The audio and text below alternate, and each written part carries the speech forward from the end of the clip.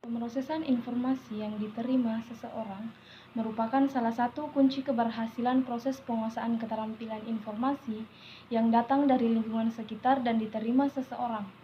Seterusnya disimpan dalam penyimpanan yang disebut memori. Informasi. Pemrosesan informasi merupakan proses psikologis yang merupakan sesuatu yang abstrak dan tersembunyi dalam dunia dalam. Karena sifatnya yang abstrak tersebut, maka para psikolog mendekati permasalahan tersebut dengan pendekatan model. Prinsip-prinsip pemrosesan informasi mirip dengan prinsip stimulus respons atau RSR. Perbedaan pokok terletak pada fokus kajian yang terjadi antara stimulus hingga munculnya respon. Peristiwa tersebut dalam model pemrosesan informasi sering disebut dengan istilah kotak hitam. Model pemrosesan secara sederhana dapat dilihat pada gambar 2.1. Pendekatan yang sering digunakan adalah menekankan aspek waktu atau temporal dari proses informasi dengan titik konsentrasi pada lainnya beberapa proses terjadi. Pendekatan dasar ini disebut pendekatan kronometrik. Unit analisisnya adalah waktu reaksi atau WR, sehingga cara utama mengukur sesuatu seseorang ialah interval antara penyampaian stimulus dan munculnya respon yang pertama kali. Teori Donders. Pada dasarnya menyatakan terdapat dua tahap dalam pemrosesan informasi, yaitu tahap-tahap membedakan diskriminasi dan tahap pemilihan.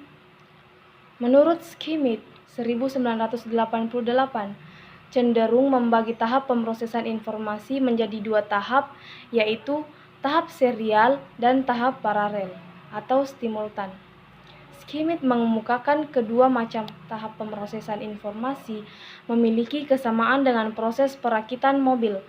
Mula-mula komponen utama mobil dirakit terlebih dahulu, seperti komponen rangka, komponen mesin, dan komponen badan mobil. Proses perakitan tersebut berlangsung secara paralel. Tahap kedua adalah pengetesan kemampuan mobil. Pengetesan kemampuan dilakukan setelah perakitan keseluruhan komponen mobil tersebut selesai. Dengan demikian, rangkaian tahap tersebut berlangsung dalam proses berangkai atau serial. Tahap pemrosesan informasi tersebut berlaku juga bagi manusia. Pemrosesan informasi yang datang dari luar berlangsung selama waktu tertentu. Pemrosesan informasi itu mungkin diantaranya terjadi secara paralel dan yang lainnya secara serial. 2.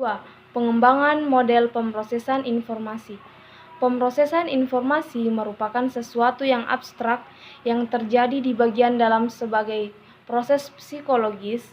Model tersebut dapat diuji keabsahannya kembali berdasarkan kenyataan terdapat dalam kehidupan sehari-hari, khususnya dalam kegiatan yang membutuhkan keterampilan gerak, termasuk keterampilan gerak olahraga.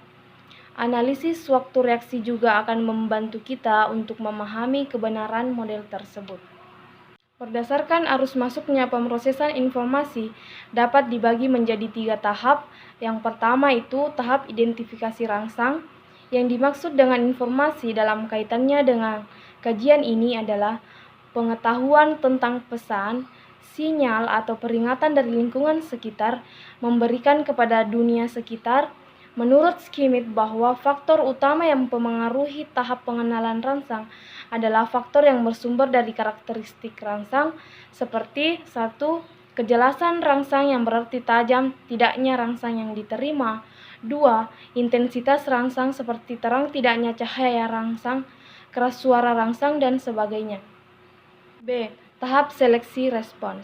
Sebagai akibat dari perkembangan dan hasil penelitian, maka Hitch 1952 telah menghasilkan sebuah hukum yang berbunyi, waktu reaksi memilih respon yang meningkat konstan sekitar 150 milidetik.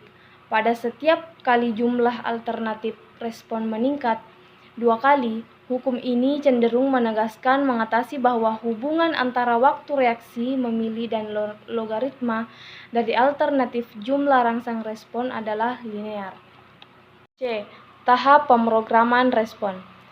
Tahap pemrograman respon diawali dari selain terjadinya identifikasi rangsang dan seleksi respon. Maka tahap berikutnya adalah mengorganisasi informasi yang diperoleh untuk mewujudkan dalam bentuk gerak atau perilaku nyata.